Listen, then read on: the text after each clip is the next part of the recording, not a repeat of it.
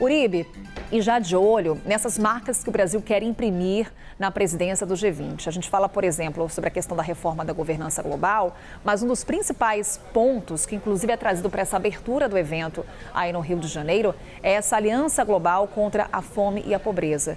Você conversou com o chanceler Mauro Vieira. O que a gente já consegue trazer sobre a expectativa do Brasil quando traz esse assunto para os demais líderes mundiais que estão aí no Rio de Janeiro?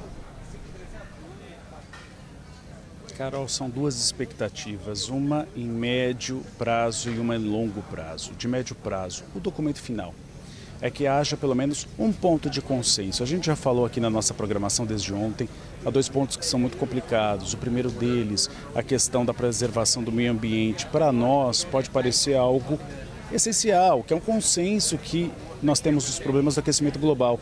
Mas boa parte dos líderes mundiais, eles avaliam que não apenas os países ricos têm de financiar essa proteção ao meio ambiente, mas também os países emergentes. Esse é um ponto de dissenso que deve ser discutido nas próximas horas. Governança global. A própria China e os Estados Unidos, nas últimas reuniões, assinaram inclusive um documento, os diplomatas, da necessidade de mudar, por exemplo, o Conselho de Segurança da ONU. São 5 países efetivos com direito a veto. Isso tem feito com que não se chegue a consensos, por exemplo, em relação à guerra no Oriente Médio ou em relação à guerra entre Rússia e Ucrânia. Mas e o combate à fome? É um ponto consensual. É por isso que o Brasil tem trabalhado com isso. Eu conversei com o chanceler Mauro Vieira, uma entrevista exclusiva, e ele disse a mim que esse será o principal ponto da reunião do G20.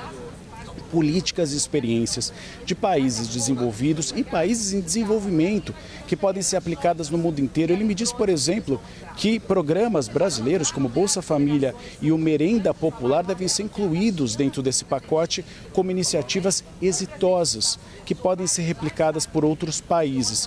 Ele também disse que ao longo da presidência do Brasil no G20, Lula se reuniu ao todo com 70 líderes mundiais. E aí, Carol, ele fez destaque para 2 líderes, Olaf Scholz, chanceler alemão, e também Emmanuel Macron, o presidente da França, porque foram os líderes com os quais Lula mais se reuniu, 5 bilaterais com cada um. A importância desses 2 líderes, porque eles têm bandeiras de combate à pobreza e também de preservação ao meio ambiente. Então, em médio prazo, é uma tentativa de chegar a esse consenso.